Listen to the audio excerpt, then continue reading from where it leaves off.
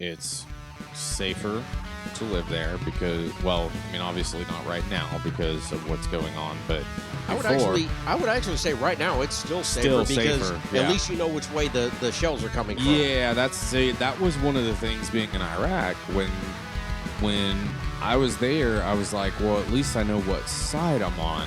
When I came back to the U.S., I got held up at gunpoint here in Birmingham, Alabama, and I was like, I mean, I thought I was safe here.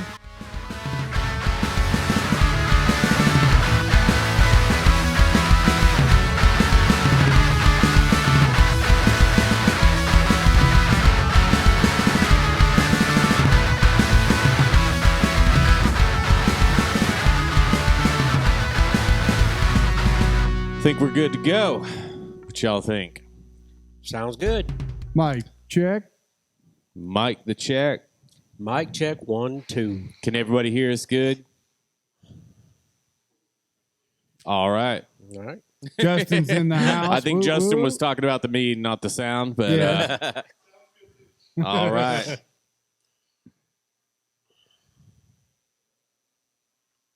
There we go. All right, so welcome to Mead Talk, where we believe that everything is better with mead.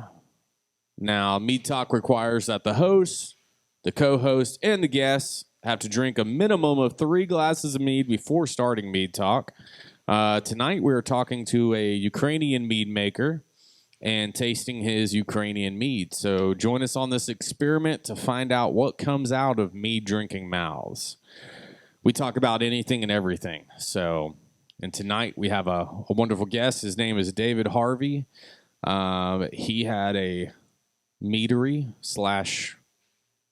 was it just a Meadery or was it something else too? Because I remember you talking to me about it a little bit. We had a meadery and we also had a restaurant There slash we go, yeah. 1930s 40s style nightclub. That is awesome. Yeah. So he brought us some of his amazing mead. This is a cherry chocolate boucher. Beautiful flavor. I love it so much. But we have a lot of questions for David here and getting into, all sorts of things. How did you start making mead? When did you start making? I know you've been doing it for a while. Right. So back when I was 17, after I graduated high school, am I sitting close enough? Okay. Yeah. Sounds going that way, so it's a little bit, yeah. Yeah, we got you. Yeah, I got your bars right there. So. Oh, okay. I can read you Lima Charlie. All right. After I graduated, we decided some friends of mine and we wanted to go backpacking across Europe, and that's where I was actually introduced to mead in a city just to the southeast of a town called Uzhhorod, which is on the border of Poland and Ukraine. It's actually a Ukrainian city. Oh, nice. So while we were there, the people in the village were extremely friendly and welcoming. I think they were just bored. They wanted to get to know us. And we ended up having a pretty nice festival, a lot of Ukrainian traditional food. And one of the gentlemen there was a very old school miser. He brought us out some of his mead. Hold on, just so everybody knows, that is the word for mead maker. Say it again. Miser. Yes, we didn't cover that in the first one, but that is the word for a mead maker. So you have to watch the third video to understand what that is. Go for it. Yeah, quick explanation of miser is just a very stingy person because in Ukraine and a lot of other European countries,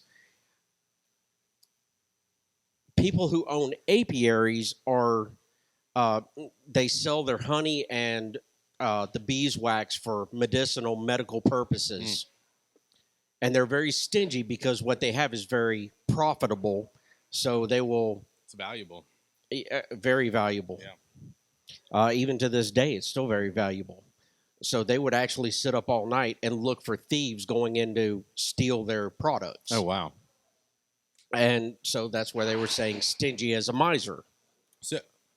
So that's where you first learned about mead, was on that border town? Yes, sir. Thank you for keeping me on track there. Oh, yeah, you're good. So after many glasses, this gentleman I'm sorry, his name escapes me. It's a funny name.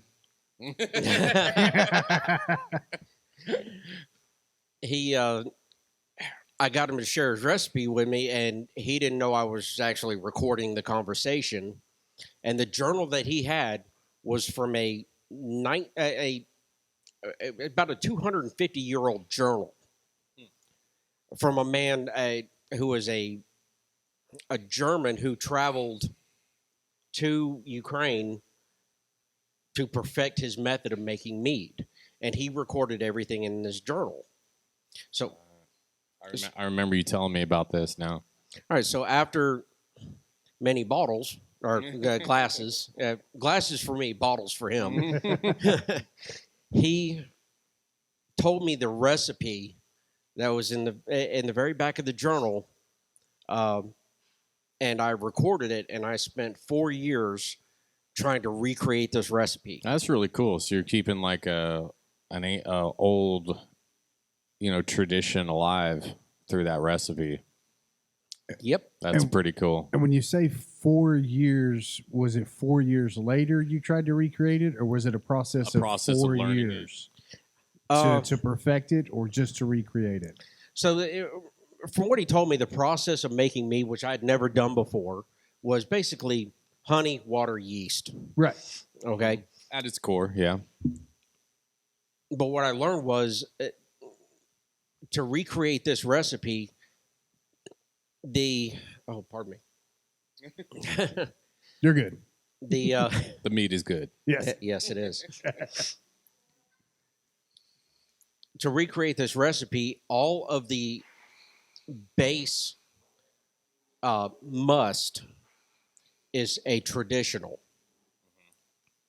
And the only way I can recreate this recipe is to add anything, flavors or spices or fruits in secondary. Yeah, so what he means by must is like the initial fermentation. And what he means by secondary is what you do after all the yeast have fermented all the sugars from your honey, or at least up to its tolerance, right? So there may be residual sugars and the yeast may die off.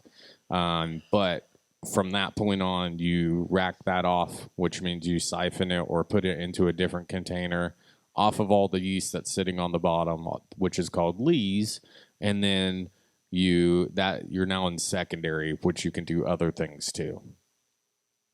Just want to make sure people understand what the terminology that you're using. Correct. So what I had was a recipe from a journal that gave me the process and it gave me the ingredients, but it didn't give me the quantities. Okay. So what I ended up experimenting over 4 years to recreate what I had thoroughly enjoyed, and that night at Newsadot. So you kept that flavor in your memory that whole time, like trying to get it right. Exactly. So what I'm hearing is you're trying to crack the code for remaking Coca-Cola, but in mead form. Precisely. Yeah. I've done it once. Coca-Cola, that is. But I don't know if I can redo it ever again. Yeah, be careful. They'll send people after you. I know. That was a difficult process. I used actual coca leaves when I was in Germany and created a tea. And don't tell Biden that. Yeah. Or Hunter. Yeah. It didn't end up in the White House, but it was really good. It's really good stuff. Right. But you smoke, but you didn't inhale. Yes, exactly. Man. Right. David's on point, man. Yeah. He's got it figured out. But so how long ago was that? Because I think you've been making mead a lot longer than I've been making mead. I've been making mead 13 years. How long have you been making mead? All right. My first batch was 23 years ago, this coming November. You got 10 years on me. And is that the first batch that you were trying to recreate? That was the first. Yes, the first batch I was trying to recreate. So it was 19 years ago, where I mostly got it down perfected to what I had that night. Okay, and so now you're not actually like Ukrainian. You're not from Ukraine, but so you went there. Why did you go there? And how long have you been there? Or what have you done when you've been? I know there's a lot of questions. First of all, all right. yeah, why did you go? Why did you go to Ukraine? Well, where are you from originally, and why did you go to Ukraine? Actually, I was born in Alaska. My parents were in the military. Holy crap! Fairbanks? Sorry? Fairbanks? Yeah, that's it. Yeah, Fort Wainwright. Yeah. My dad was a aircraft mechanic up there, and my mom was in the military, also stationed there as a radio operator. So I'm actually from. I was only there for about 2 weeks, so I don't remember anything of it after being born. I understand. I was born in Las Vegas, but I was there 8 months. So Okay. He was a product of a bet. Yeah. My parents lost. Hey, what happens in Vegas? Right? It didn't stay there. It moved to Alabama with them. Yeah. But so born in Alaska, and then when did you decide to go to Ukraine and why? All right. So when I was 17, I graduated high school as a junior. And then 2 months later, I had already enlisted in the military, but sometimes the military doesn't work like you think it does. I was a 68 Whiskeys field combat medic. And they pushed my ship date to basic training out for 2 months because they wanted to have other medics going into basic so we could actually go to basic together and maybe form part of a unit afterward, which that didn't happen either. We were all sent to different units. Yeah, different units basically. As I was attached to the 101st. Yeah, because with 68 Whiskeys, which is combat medic, you basically attach to an infantry unit, right? Yes, so sir. We had a specific combat medic, a 68 Whiskey for my platoon. I guess like every platoon gets one combat medic that goes with them. Right. So they basically split up and go everywhere. So I was going to ask, was there a major conflict in the world going on that you were going to be deployed to? But that's a silly question because there's always a major conflict in the world Right. going on. So the question is, what major conflict were you deployed to after basic training? I was deployed twice. At that time, no marriage, no kids, no anything. So Right. I was kind of just whatever. Bachelor. Send me, I don't care. Yeah. My first deployment was Afghanistan. It's probably the most boring time of my life. Hot and dry. Pardon? Hot and dry. Lots of mountains. Yeah, lots of mountains, hot and dry, and But then also cold. I mean, it gets cold there. It snows in Afghanistan. Oh, yeah. It does. It didn't snow when I was there. Okay. But I think we only had to worry about those. What do you call them? Camel spiders. Yeah. The big fucking things you can ride on. Yeah. Dude, Yeah. I saw one of those, okay? I've Yeah. seen videos of them fighting each other. Like they make bets like roosters. But they, Wow. Yeah. I saw one. So I was in process of going on leave from Iraq, and I was, I can't remember where I was at, like Warhawk or something like that in Iraq. And they had a loading dock for the chow hall. And I was sitting there.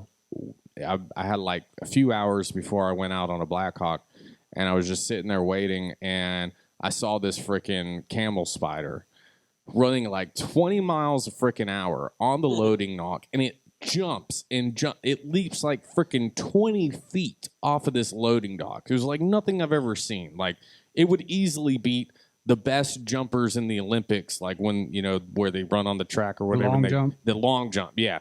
Easily beat any of them. I mean, this thing freaking launches itself and then just hits the freaking road and takes off. And I'm like, holy crap.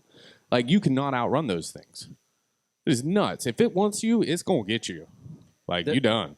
The only live camel spider I ever saw was kind of bear hugging the tire of a HMV. And while the thing was going about 10 miles an hour down the road, this spider's just turning circles, holding onto the tire. That's the only time I ever saw a live one. That reminds Wow. me. See, y'all remember in I think it wasn't Batman Begins. I think it was The Dark Knight when the Joker says, "You're like a bunch of dogs running around chasing a car, but you wouldn't know what to do if you got the tire." Apparently, a camel spider knows what to do. Oh, yeah, Fuck yeah. on. He was holding on, that's for sure. That's wild. But getting back to it, Yeah. so for the 2 months between the time I graduated high school and the time I left for basic, I got a hold of some friends and I said, "Hey, let's take a trip across Europe." And we didn't have any special route or plan in mind, but one of them says, "All right, look, let's just pack some bags, some tents, some sleeping bags. Just and fly by wire." We'll backpack across Europe. Take some trains here and there, maybe a bus, mostly walking." And we actually started in Italy and wormed our way around, just keep going on a steady pace going east. And that's how we wound up in Uzerot. And I think we were there for about 3 days. These people were so welcoming and friendly, we didn't want to leave. But I had to ship off to basic, so we had to get back. Right. So eventually you said, what, you just want to go back there, or? After that experience that I had with those people, now if you get to the bigger cities, they're not mean or rude, but they do kind of avoid you as a foreigner because it's more superstition. It's kind of like being a person in New York. Nobody really cares to talk to you.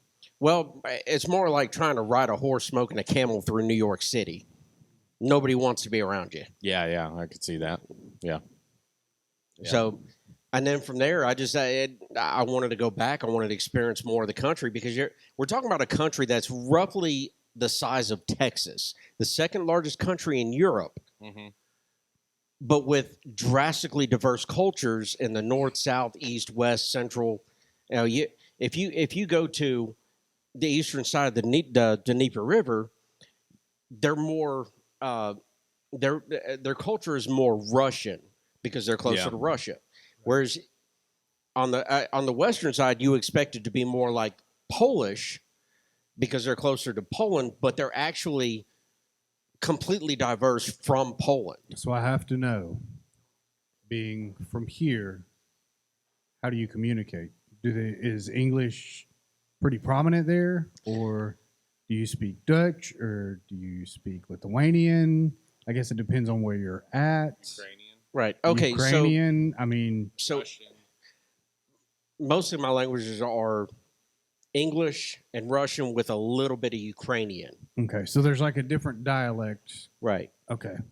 Because Ukrainian's real close to Russia, like Russian language, right?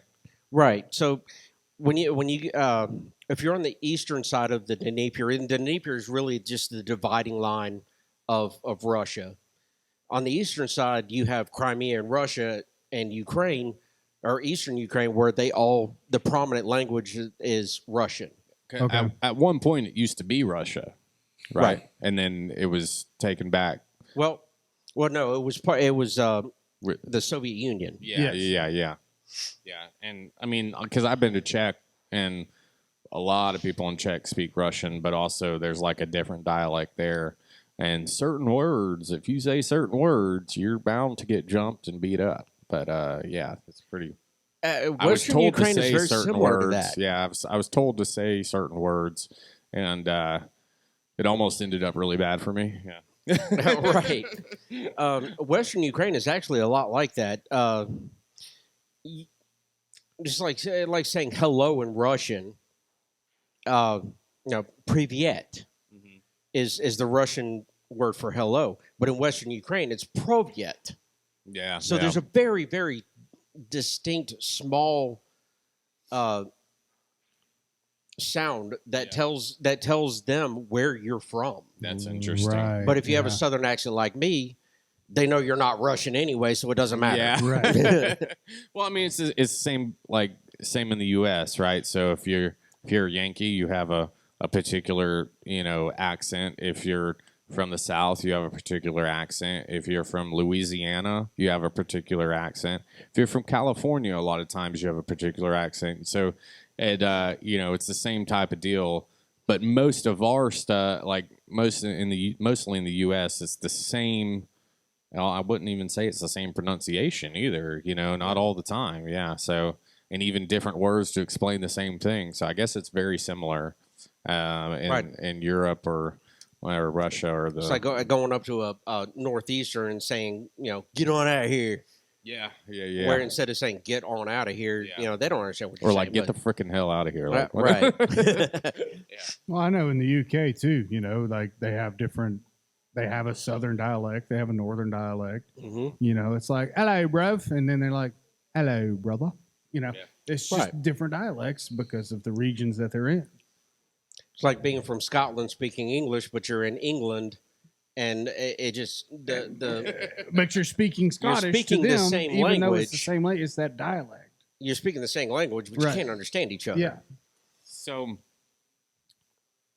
all right. So, when did you move to Ukraine? So when I know you said you decided to because you went to this one place or this particular place and it was so inviting and everything, and then you wanted to go back. But when did you make that decision to say, screw it, I'm going, and why?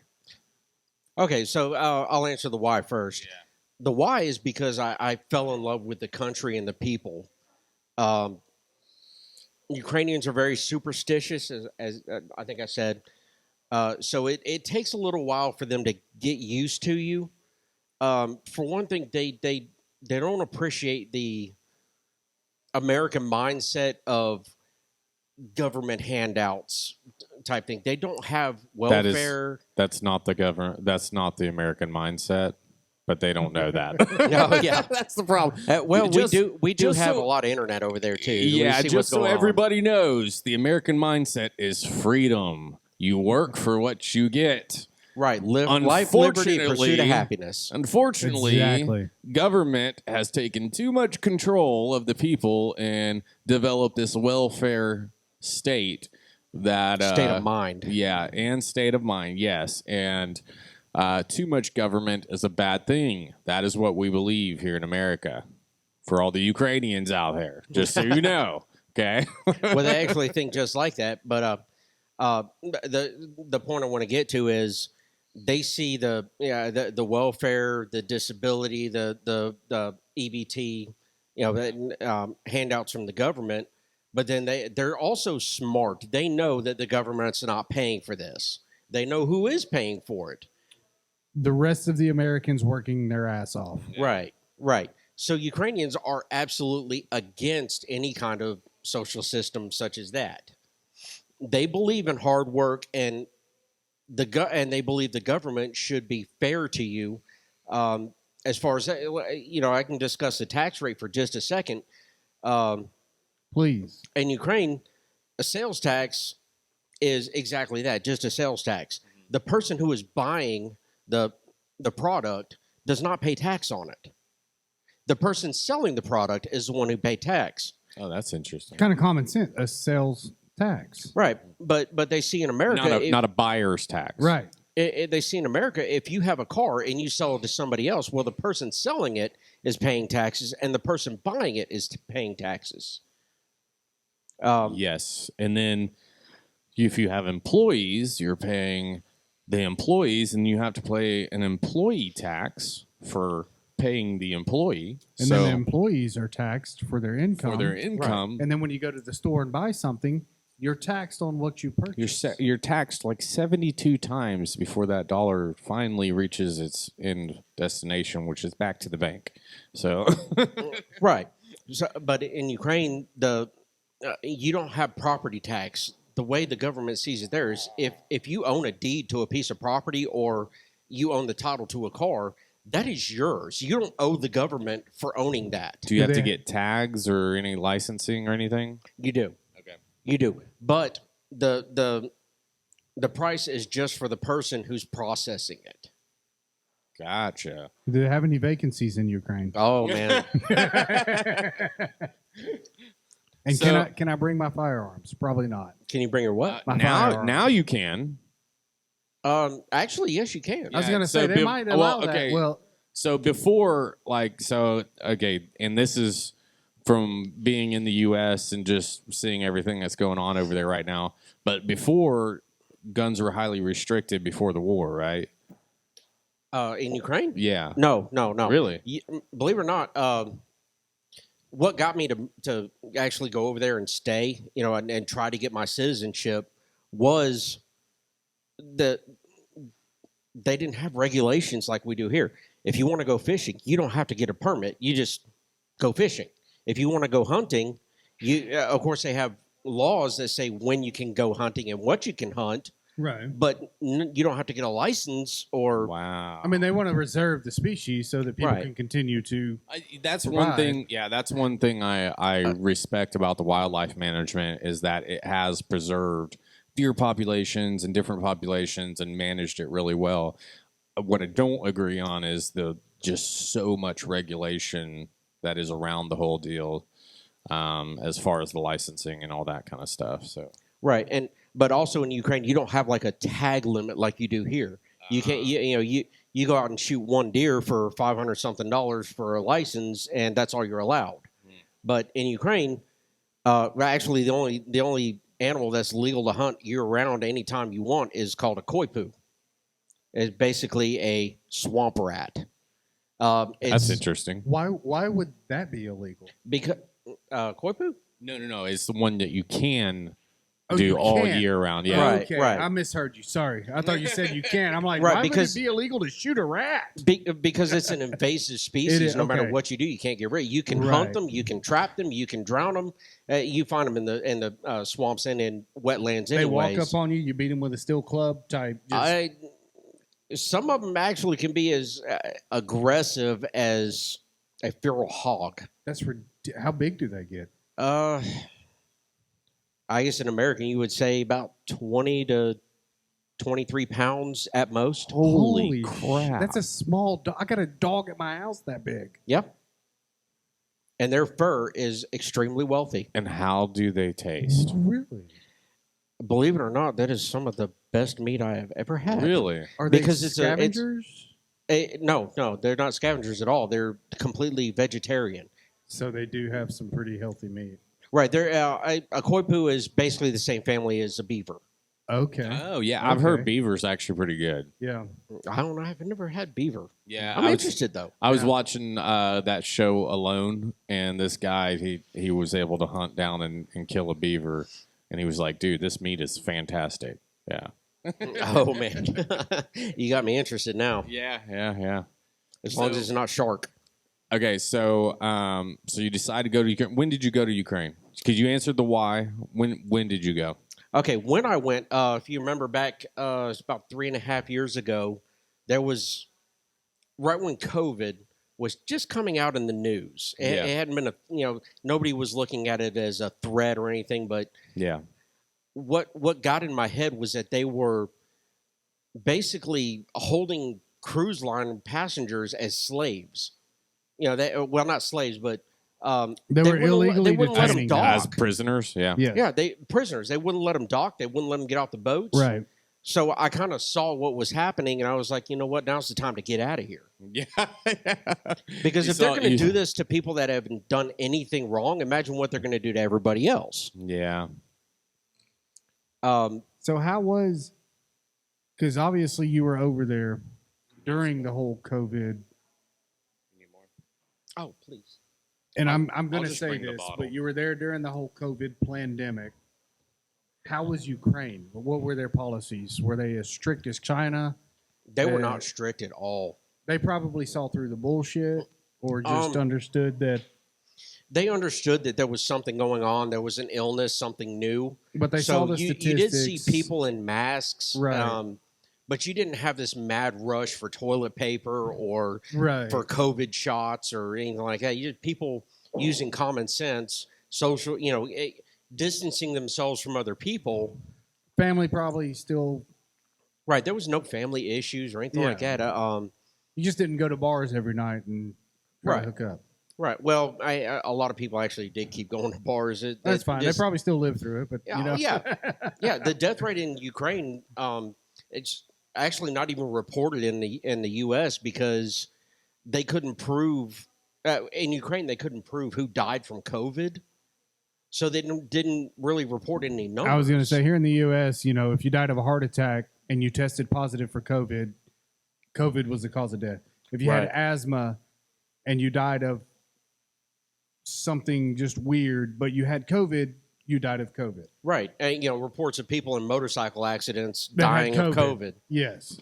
I'm a huge motorcycle enthusiast. I love bikes. Yeah. In fact, I still have my Indian over there. Thank God An the Indian, Russians huh? didn't destroy that. Yeah. What year? That's 2020. Okay. It's a Chieftain Dark Horse White Smoke. Is that a cruiser, a touring? It's a cruiser. Cruiser? Nice. In fact, Indian's been making bikes for a while. Right. And in fact, it's kind of opposite from the U.S. because here, if you're on an Indian, people think, oh, you got the big bucks because you're riding an Indian. And, But in Ukraine, if you want a Harley, you have to have it imported. Really? And people over there think, oh, you're on a Harley. You got the money. That's crazy. I guess that's like Germany. If you're not driving a Mercedes, if you're driving a Range Rover, you got money. But right in Germany, if you're driving a Mercedes, well, you just have what everybody else has because it's German, and that's where they're made. Right. Well, actually, I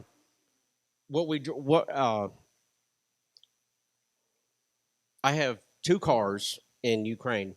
One's called a UAZ. It's a pretty common off-road military vehicle, basically from the 70s. Okay. 3-cylinder engine, nothing special, sporty. We just use it for, going off-road in the woods. Like a Suzuki Sidekick or whatever that's pretty popular here. Exactly. Yeah.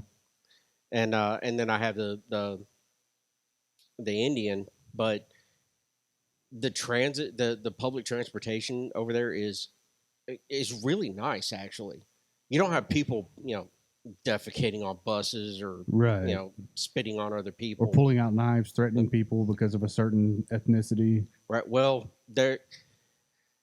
one of the major differences between Ukraine and the U.S. is they enforce their laws to the letter. If you I don't know if you'd seen some of the videos right after the invasion of people tied to trees. No. It's their form of corporal punishment for theft. Really?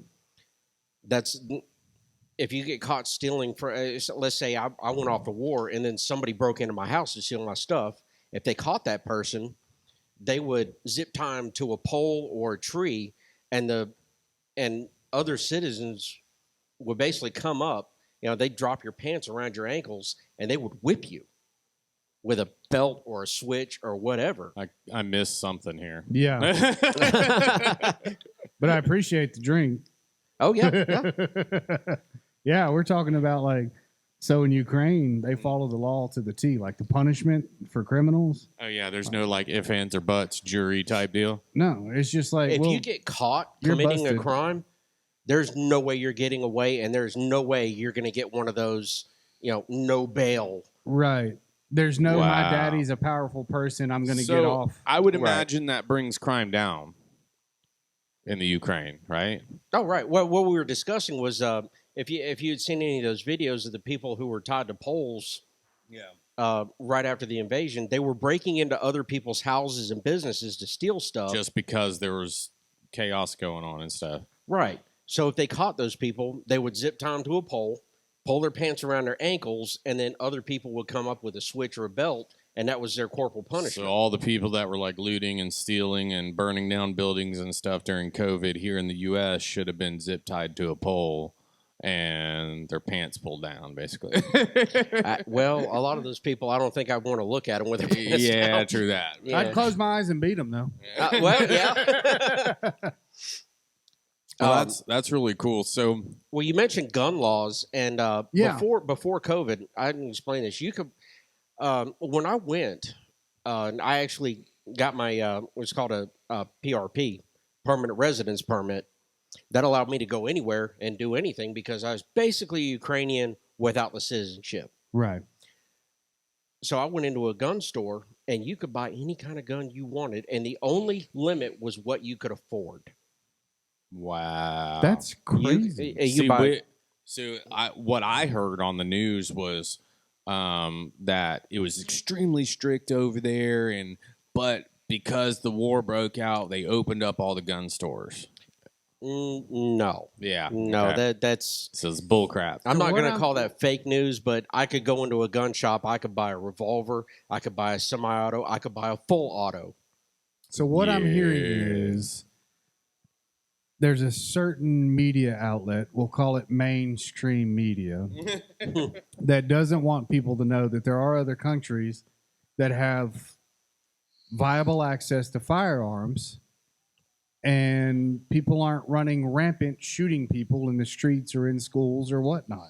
Right. And the reason for that is because they enforce their laws. Right. They That's fully enforce their laws. And here That's we've key. broken down that enforcement over the last 4 or 5 years dramatically. I would say over the last 20 years, well, maybe 15 to 20 years, we've broken down that enforcement and defunded it and, puts, slap on the wrist for criminal charges and such that need to be enforced Right. here in the But U.S. they also take it a step further.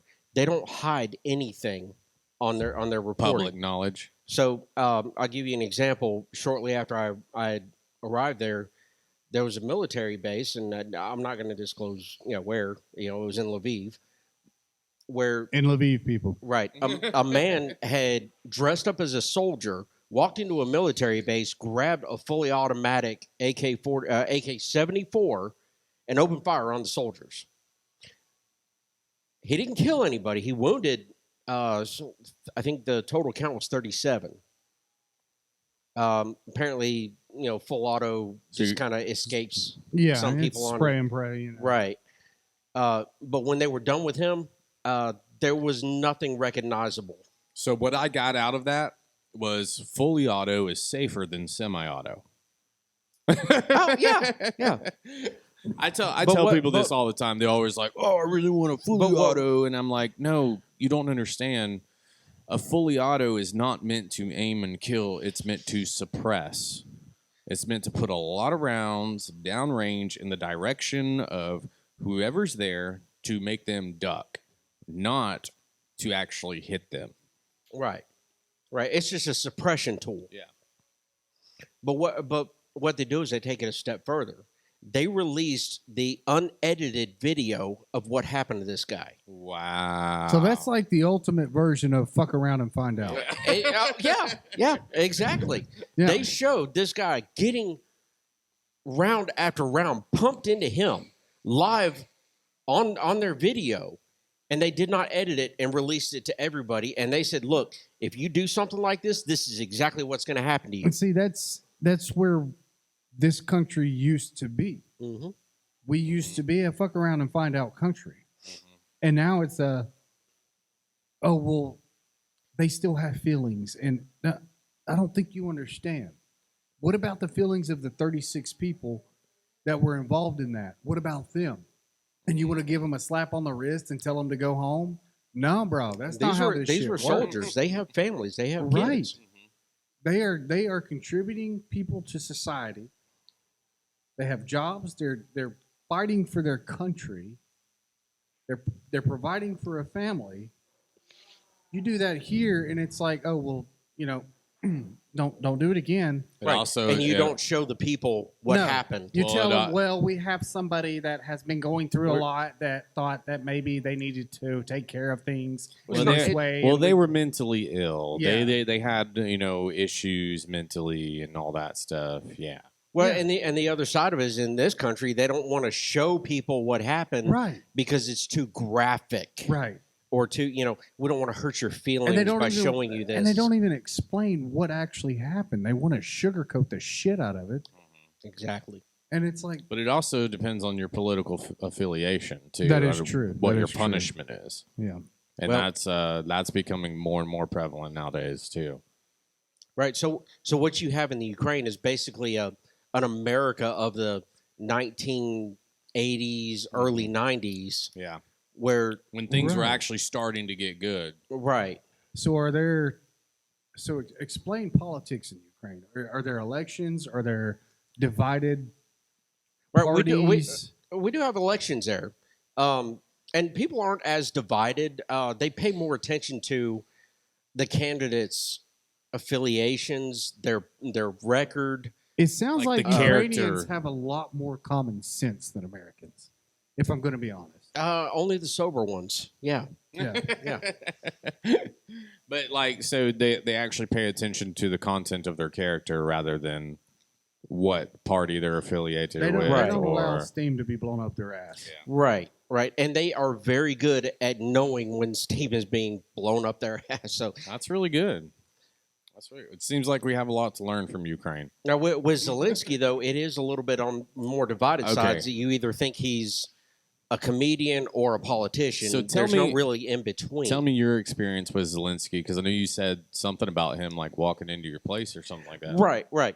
So after I finally had established myself with my Wait. PRP, Yeah, hold on. Wait. Before we get to that, Mhm. when did you start your meadery in Ukraine? Because you went there, what, like 2018 ish? right, Okay, right. so It was November 2019, actually. okay, Right. and then so you started the meadery when? I started it in it was April of 2020. Okay, I just wanted to get that in there before we went into what happens at the meadery and Right, stuff like that. Now, So- they do have different. One of the things they have in common with the U.S. is their zoning. You can't open a restaurant in a residential area. yeah, I mean that makes stuff sense. like that. Yeah. There are exceptions, of course. There's always exceptions to the rule. Yeah. And they're very lax when it comes to the exceptions. They don't. Well, we're not going to let you get away with this, or you're not supposed to do this, but we'll let you do it anyways. It's either yes or no. Right. Um, Does that involve? Well, I've got a few $100 I found sitting around. Maybe if you just decide to let me. yes, it actually can. It gets things done a little quicker and Yeah. more Right. efficiently. So everybody Some says money talks. everybody that says, "Oh, Ukraine is such a corrupt country," we actually have laws there that allow for a certain median between what's corrupt and what's not. What you see in the U.S. that's actually corrupt is completely acceptable in Ukraine. Now, there's laws like, okay, just like I was explaining earlier, if I wanted my establishment to be open for a couple of weeks and draw a crowd, I could go to my competitor and say, look, let me throw $2,000 in your pocket. You keep your business closed for 2 weeks so I can bump mine up a little bit. In America, that says, oh, that's bribery. You can't do that. In Ukraine, it's actually acceptable. It's Honestly, it sounds like advertising in a way. well, not advertising. It's all under the table. Okay. But it's a way for me to draw in some business, some new customers, Right. whatnot. Basically, let people know you're there. If Right. you're new, Right. it's like, hey, you've been here for a few years. Just here. Let me even get if some you're people not to- new and you just need a little bit more business, Yeah. in America that says, oh, that's bribery. You can't do that. Well, in Ukraine, it's completely acceptable because it's accepted bribery. Yeah. It's a basically seen as a unwritten contract between two people that says, Well, I mean, it's like you going somewhere and saying, "Hey, I'm going to rent your place out for however much you make on a normal basis," and we're not going to do anything there. right, But it's private party access, but nobody's coming. right. But yeah, that's pretty interesting. So So there's no law against agreed bribery in Ukraine, but there is law that says you cannot bribe somebody who is not in the Ukraine. Like, I'm not going to get into that part, but Right. let's say I wanted to throw some money at somebody from a different country to.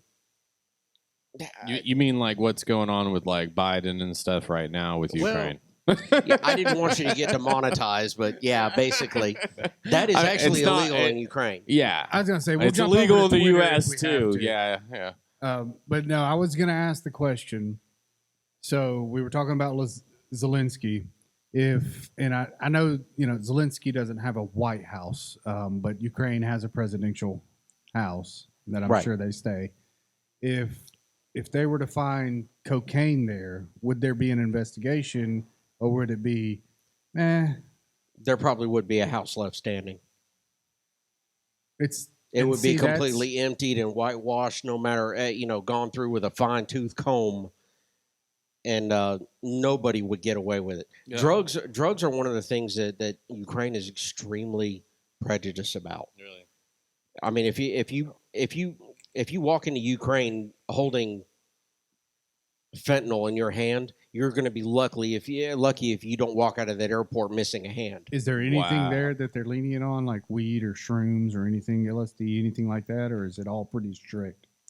It's all pretty strict for the most part. Pharmaceutical marijuana or pharmaceutical other drugs are extremely regulated, mainly because they're bought from other countries. Right. Ukraine doesn't produce its own. They can. Yeah. They It's probably have backroom farmers that that do it. kind of regulated type situation. Right. Yeah. So with about 15 minutes left on the Mead Talk, I want to ask you. So you had the meadery going. Now we haven't really gotten to the process of your mead and stuff like that. I know you ferment a different way than how we ferment here, like different vessels and stuff like that. Explain that just a little bit for about 5 minutes, and then I want to ask some other questions. Okay. So, You want some more? quick overview. While I was learning this process to recreate this recipe, one of the things I found was that a glass fermenter just wouldn't do it. Yeah. So I actually had masons. Well, you would call it in the U.S. you call them masons, but they were basically pottery creators. Create 155 milliliter clay pots. Special made. I designed the whole thing myself. 155 liter, right? Right. Yeah. Okay. Right. You said milliliter. I was just Yeah. making Oh, sure. I'm sorry. Yeah. I'm sorry. Yeah. Liter. And that would be a lot of gallons. Yeah, 50 gallons, 50 50 some some gallons. I think it's 52.3 gallons. Yeah, okay. American. So like our Close 55 to the gallon 55 gallon ones that we fermenters have they back there. Yeah. Okay. Right. So they would resemble a carboy, but the reason I had them made in clay pots is because the lighting effect. Because yeast has a certain activity when there's light involved. Yeah. When Right. UV hits it, it Right. changes the way it acts. Right. But these pots, they have a nice, I would say, a 5-inch lid on them. So when I'm done making a batch, I can reach in, clean the whole thing out, and it's glazed all the way out, all the way through. Well, and terracotta like that also has like a breathability to it too, right? Right. So it ages better because you have a slight amount of oxygen that's able to get into it and start to age the process. So like too much oxygen all at once will make a brew go bad, right? But small amounts of oxygen over time will age it and interact with it and actually produce some incredible flavors. That's why barrel aging is so awesome, because it allows a certain amount of oxygen, just a small amount of oxygen, to get into the brew. But same with like a clay. Right. Right. So I actually did brew in 5-liter barrels. Excuse me, 15-liter barrels. Yeah. And that actually turned out rather nice, rather smooth. I bet it did. But it took a very long time for the aging process because the brew would leak out and the oxygen would come in. So Yeah. you would Yeah. have a It less volume. concentrates. Yeah, it concentrates. Right. Yeah. I've got the same thing going on with mine in the back. Just small amounts come out from the bottom, but then, yeah. You know what they call that, right? What's that? They call that the angel share. Yeah. Yeah, and we call that the angel share the top of the keg, like, or the last part of the keg. Right. you Right. know. And Where in fact, all the flavor is. in all Slavic countries, if you actually have to dump a brew out because it's no good, that's the demon share. Yeah. Yes, yeah. Yeah, we had a little bit of that, a little bad action going on here. Not much, but yeah, a little bit. Yeah. Right, We try to feed the angels, not the demons. Right. So all of my brews are actually in these pots, and I do take a certain amount out for the barrel aging. Just depends on what flavors, what consistency that I want. But what I do with my barrels, something a lot of people don't do, is I roast burn the inside of the barrel. Yeah. Yeah. Right? So I actually take a flamethrower like tool, pull the lid, pull the bung off, and I'll light the whole thing up on the inside. I'll char it. Yeah, just like what the actual barrel makers do to a lot of different barrels. They char it on the inside. Exactly. So now, besides your mead making process, okay, so what happened to your meadery? Why did you come back to the U.S.? What's going on there? So it's kind of a sad story. Our facility was in Zaporizhia, or very close to it, and when the invasion happened just overnight, all of my bottles, like you see this the 750 in front, they were taken for so the Ukrainians could make Molotov cocktails for them. So there was no bottles left, and then just the shelling, the vibrations from the shelling shattered my fermenters. Wow. So the clay fermenters that you had custom made. Right. Wow. Right. So there's nothing left, and then the building was shelled. And Oh, wow. So, but you were out of there before it got shelled and stuff. Right. We when we knew that for a fact they were going to be invading, my girlfriend and I and my two kids, we left Zaporizhia and went to Lviv. Okay.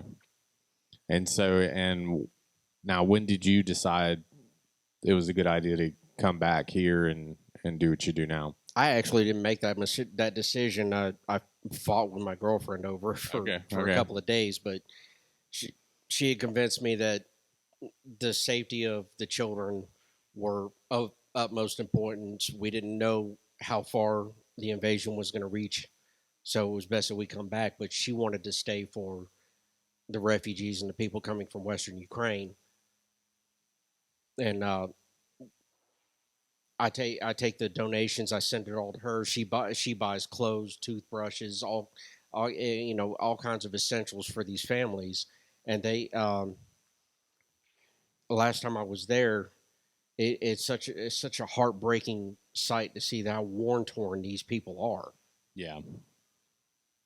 I mean, I've been in war and I've seen the devastation that comes from it. It's pretty ridiculous. I couldn't imagine seeing it on the civilian side of it, though, because I was on the other side, Right. I was on the other side of it, invading a country rather than the other way around, and I couldn't imagine being on the other side of it. One thing I realize is that Ukraine is not a third world country like a lot of Americans think it is. It's very much like America. There's internet. I mean, indoor plumbing. We have everything over there that you can that you have here. If we were to completely cut off from America, there is nothing we couldn't get. The housing. Some of those houses have been around for 100, 120 years, and they're still standing, even with the invasion. And in fact, when I first moved over there, the house that I bought was $4,500 American dollars, and that came with a 2-story house, 5 acres of property, had a river, part of a river running through the back of it, had a cellar, and it actually had 2 other buildings. One was a two-stall barn and a workshop I could fit 4 full-size cars in. Wow. Now in Ukraine, their currency is called hryvnias. Okay. And one US dollar is worth about $38 hryvnias. Yeah. Now, okay, so now if Ukraine was to cut out the U.S., there wouldn't be anything that you guys could get, but there would be a lot of things that we couldn't get, like the president that we have now. So, well, there wouldn't be that many Ukrainian children going missing. We understand ask that. Giselle about that. Yeah, we understand that a lot here. I was going to ask, what do the Ukrainians think of the current political United States president? What do they think of Basement Joe? Very unfavorable. Like, if he were to pop up there, and why? because like that's pretty important because Because, like you said, they're very transparent over there. Yeah, and most of the U.S. is like under the assumption that Ukraine just thinks that Russia's bad people and they didn't do, that they are all just horrible and everything.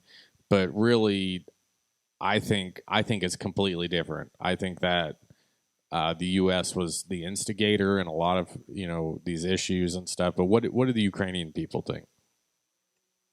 Ukrainians actually have a very good tolerance of the typical American citizen. They probably think a lot of them are morons. A lot of Germans did when I was there, so yeah. In Ukraine, one of the things that doesn't happen is news censorship. Right. So we can look on the internet and we can see all these videos on YouTube and Truth Social and Rumble that you can see here. So we get to see what certain Americans are like versus other ones. So that's why there's get to see the bullshit that we're being fed here, opposed to what Ukrainians actually the actual news. Right. We don't censor anything in Ukraine. Right. And so what do they think about the U.S. and the U.S. president and all that stuff and involved the Russian war and all that kind of stuff? Well, Ukrainians actually hate U.S. politics. They see it for what it really is. It's just a big game to them. And most Americans hate U.S. politics. When Biden came out in 2021, and he says, "I think we've conducted the most widespread election fraud in history." Everybody in America, the news says, "Oh, he doesn't know what he's saying. He's losing his mind." But everyone in Ukraine says, he seems pretty lucid to me. He knows what he's talking about. He just spits it out. He tells the truth. And then last year, I believe he says, well, it's not about who you vote for. It's about who counts the votes. Well, Ukrainians remember what happened in 2020. So they can put that together with what he says versus what actually happened. And they're not stupid. Dementia's a fickle thing. So what do Ukrainians think about how that war started? Because everybody in the U.S. thinks that the Russians went crazy. People in the U.S. think that Russians were just like, well, you fucked up. We're going to attack you. That's what most Americans think. Well, they just think that they're crazy and they want their land and blah blah blah. They think that that's Vladimir is just going to attack whoever. And so the news in the U.S. says, "Oh well, Russia just wants Ukraine. They want to reform the Soviet Union." Right. Even though that's been a goal of Putin since the Soviet Union fell, wasn't going to do it. He doesn't have any desire to take over Ukraine because it's a lot of resources. There's nothing in Ukraine that he doesn't have already in Russia. Yeah. In fact, he has more resources and more products in Russia than Ukraine. So why would he want to waste those resources to go attack somebody that has less resources than what he has? Because he doesn't. It all evolves around NATO and the membership to NATO and the UN. From my understanding, that was the U.S. We watch the news over there, and we see that America says, "Oh, Zelensky wants he wants membership to NATO. He's calling for help." The U.S. hasn't helped Ukraine in any way. Really? Hold on. The U.S. hasn't helped Ukraine in any way? So I've seen a lot of stories, and I don't follow media. A lot of money. But I've seen a lot of money and weapons sent over there, drones and so on and so forth. Right. So what's actually happening is all of the money and the weaponry and the ammunition that the U.S. government says we're sending to Ukraine, the Ukraine isn't getting it. It's all going to the UN, and the UN is just kind of doling it out here and there to whoever needs it. Basically, the UN's keeping it. A lot of it. That would be my conclusion. Yes. And I can't say that for sure because Right. I'm not in the UN. We I don't don't know have what they're doing evidence with like it. the evidence that there was cocaine found in the White House. now, when we talked about like Zelensky having a meeting and stuff like that, and you were saying that Zelensky was going Good to brother. basically say, no, we're not going to get NATO here. But what happened? Let me see if I understand. You're talking So- about how he flipped from not wanting to join NATO to begging for Well- NATO membership. Well, no, and then you said, but you said that like Biden like pushed it, said that we're not. Okay, I follow you now. Yeah. So January 2021, there was a meeting in Warsaw, Poland. There were 38 presidents, including Putin, Zelensky, Boris Johnson, and I can't think of the other ones. But there was a meeting where they were trying to prevent an invasion or a war, and Putin says, "Look, it's just this simple. Either you put it in writing and you go in front of your population and say, as long as I'm president, we're not going to join NATO. If you don't do that, we're going to invade you." But the U.S. threatened them as well, right? Well, Zelensky looked at Putin and says, "Well, I mean, we never wanted to join NATO. We want to be the Ukraine. We don't want to be Ukraine We don't want in to a whole world organization Right.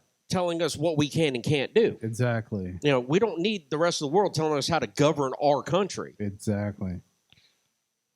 So so Zelensky agreed. He says, "Look, we'll work with you. We'll have trade with you, but we're not going to be part of Russia. We're going to be Ukraine in a civil union with Russia. We're going to be Ukraine. You're going to be Russia.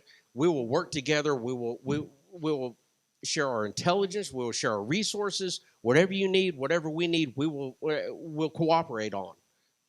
So a couple of days later, they get a call from certain politicians in the United States who told Zelensky, and this was on speaker. This is the crazy part that these politicians didn't know. And they said, "Look, Zelensky, if you agree to this, we're going to sanction you. We're going to sanction your trade. We're going to sanction your people. And we're going to do our best to make sure every single UN and NATO country lists you as a terrorist country." So they made sure that this war happened. That's what it boils down to, yes. And you told me that every Ukrainian knows this now. Right. And the reason they know this is because when Boris Johnson resigned, he delivered the documents and the audio from that phone call to British Parliament. And of course, British Parliament's not sharing that because Good they're night, brother. We appreciate y'all so much. Hey, bring me some of that food later, man. I love that stuff. It's good. Yep. I Oh, you got it. I'll be hitting you up. Appreciate you, brother. But until British Parliament actually gave over the evidence, it was just our politicians' word against Boris Johnson. So I'm not going to say slightly off topic, but I've heard that Zelensky cross dresses. I can actually confirm that. No, man. He's not a cross dresser. He's a comfortable dresser. He's and flamboyant. Not in evening gowns. When he was a comedian actor, yes, he did cross dress for the part. Not because he's not part of that. He's not the LGBTQIA plus times 3 conspirator that Alphabet. Right, yes, right. So that people think I he will is. throw this out there. He is married to probably the most beautiful woman I have ever seen, and that's saying something because I've seen Melania. Woo! but is it a front? It's he also dressed in blackface. And they haven't canceled him for that yet?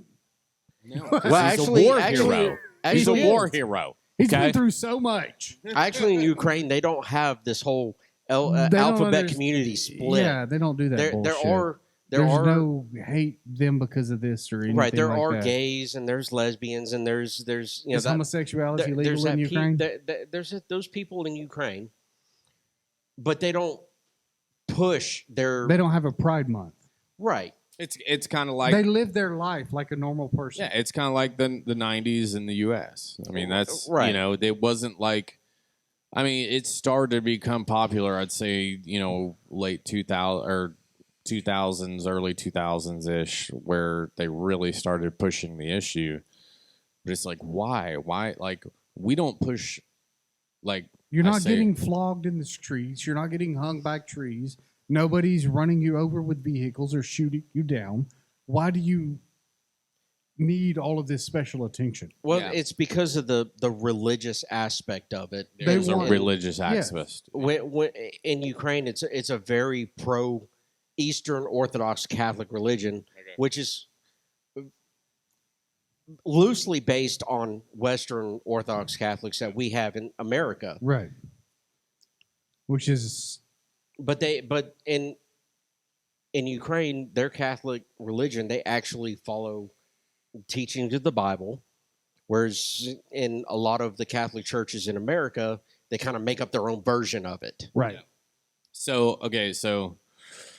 with that being said, so the standard of Ukraine is Orthodox Catholic, basically, right? And it's safer to live there because, well, I mean, obviously not right now because of what's going on, but I would actually say right now it's still safer because yeah. at least you know which way the shells are coming from. Yeah, that was one of the things being in Iraq when I was there. I was like, well, at least I know what side I'm on. When I came back to the U.S., I got held up at gunpoint here in Birmingham, Alabama, and I was like, I mean, I thought I was safe here, but apparently I'm not. Like, I can't go to certain places, I can't do certain things without being threatened my life, Mm-hmm. And some people will just shoot you because of who you are, and it's just wild. Because you're white and you look like a conservative. Because I'm white, yeah, and so I mean that happens all over the place, and I'm just like, wow, that's just phenomenal. So to me. it's not And- just in California. Yeah, not just in California, and and so yeah, and here's the thing, with the whole division in the U.S. again, with race and everything like that. I always tell people like, look, like there's. I don't know. It's just crazy to me. That's a whole other Mead Talk. It really is. But well, I like the idea of the United States being a melting pot, but there is a certain point where the melting pot it tops the individual values. You have people from other nations, other countries, and that come here, and instead of conforming to our way of life and our laws and our rules, our regulations, they want to live like where they came from. Right. And our politicians are saying, well, yeah, go ahead. We don't care. You're Muslim? Oh, yeah, go ahead. Cut your wife's Right. head Sharia off. law, well, no biggie. Right. Right. Not realizing that they left that place because of their beliefs and because of what they wanted to escape. And now they're trying to bring it here. And it's like, well, if it didn't work there. But in Ukraine, you can't expect that treatment. And I'll tell you why. We did have one person who had moved into the village just shortly after I bought my house in that village. Mm-hmm. And after he got himself set up in his house, he went around asking the villagers in some weird language he thought was Russian, who do I go to for my welfare? Who do I go for my EBT? And nobody knew what he was talking about. And of course, I knew, but Right. I wasn't going to let on that I was American. I was, I no English, whatever. Yeah. And he wound up leaving the house that he just bought, which later on I bought it after he abandoned it. And these people find out you cannot have this liberal government control mindset when you live in Ukraine. If you want food, you got to go grow it or hunt for it or have enough money to buy it. Right. And one of the things I was going to say is like, we have this a racial division that's happening in America. It's just crazy to me where we were 15 years ago and where we are now with the racial division, with all the media and everything, like pushing that whole aspect. But like the U.S. was the third country to completely get rid of slavery, just completely, right? Britain was like the first one. I think England was the second one, and then it was the U.S. All the most other countries around the world still had slavery, and even in the Middle East, white people were slaves all the way up until the 1950s. Brutally treated. Not just like, what the Irish experienced, where it was like a voluntary slavery, right? But like they were treated horribly. But the history is being rewritten in the U.S., whereas in other countries, it seems to be people are actually learning real history, as you may be able to, say, yay or nay on that. But, well, I can tell you the difference in America versus Ukraine. Ukraine, the minority, being people from other ethnicities or cultures, is only about 8% across the whole country. Big cities, rural areas, only 8% total. And nobody has a problem with anybody else. Like when I arrived, it took maybe 6 months for them to get used to me, but that was all superstition based. Yeah. Not because I was a foreigner and they didn't like me. It's because I didn't know their culture. I needed to adapt and get accustomed. And you did. You didn't go over there and say, "Hey, no, you need to conform to what I think." You said, "Right, that doesn't work." And that doesn't work, right? And which is totally reasonable. When you go to another country, you should adapt to how everybody is. You didn't go over there and say, "Hey guys, I speak English. All of you need to learn how to speak English." And we eat three meals a day. And it only took one action from me to get on their good side. My neighbor lived 3 houses down from me. His name was Zusef. He had some broken windows. And, me being from kind of an engineering architecture background, I went over there and he kind of gave me this weird greeting when I knocked on his door. And I said, "Look, you have some broken windows. You have about a month till wintertime. If you want, I can help you with these windows." And that's all it took. Not just the offering, but the action too. It took me 1 weekend to replace 2 of those windows. Right. And just basically proving yourself you're a member of the community. Hey, I look out for my own. But just doing the right thing. Yeah. Right. Being a humanitarian. But from that one action, it spread all over the village within hours. Yeah.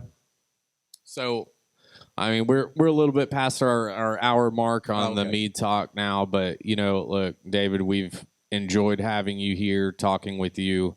Thank you so much. It has been awesome. Yes. Absolutely. Thank you so much for coming on with us and talking about all your experience. And honestly, I think we still have more to talk about, and I'd love to have you on again. We definitely need if you're still here, on. If you're still here, I know you're like in and out of the country. Like 2 weeks ago, you were in Austria or whatever. Right. So, I was judging a wine competition there. Judging a wine, like that's freaking fan. What do you think about our mead? Just last question of the night. Okay. Well, as far as Ivy League Brew goes, I've had maybe 4 different kinds, 4 different flavors, and I will say that by par, you are on the level with any country in Europe. That's freaking fantastic. That's good to know. We can call ourselves on par with European mead. Right. Ivy League Brew definitely stands up to its name. Okay, and he hasn't even got to try any of the reserves in the back, which I'm really excited for him to try. Which hopefully he can go do that here shortly. Yeah. So I don't see a problem with that. Fantastic. We appreciate you so much. Everybody, thank you so much for watching online. Thank you for our guests who are coming. Justin, I know you didn't talk as much this one, but we appreciate you being here. He was listening. He was engaged. He's definitely in it. If I can throw one more thing out there, is just the donation part of it. Yeah, you said your girlfriend has a... Yeah, definitely. Right. Yeah. She so just to make this short, when I came here, she stayed in Lviv, and we purchased a couple of shipping containers there, very small ones, that we renovated and turned them into temporary housing for refugees coming from eastern Ukraine. Okay. And if anybody wants to donate, I'll share my information with Matt. Yeah, here. we'll put the link on the video and everything like go that. ahead and plug it on the video. But if you see anybody advertising for donations to Ukraine, I would highly suggest that you investigate who that person is, because there is fraud going on with donations. I bet there's a lot of fraud around that. There's a lot of people that are accepting donations from other countries in Ukraine, but they're not helping. They're keeping the money, and I just want to put that out there. But every penny that I get and everything that I can spare from my normal job, I send straight to Ukraine. I send straight to Yulia. That's such a sad reality that people are doing stuff like that. There's so many. Look, that's a whole other Mead Talk, as into the sad realities of human beings and how far they will go, the evil that they will commit to make money. The reason I said to investigate is because some of those people accepting donations, they're not even Ukrainian. Yeah. They couldn't even find Ukraine on the map before a year ago. I bet, yeah. So, well, look, we appreciate it. In the link below, we will have that donation link. I'll get all that info and put that in there.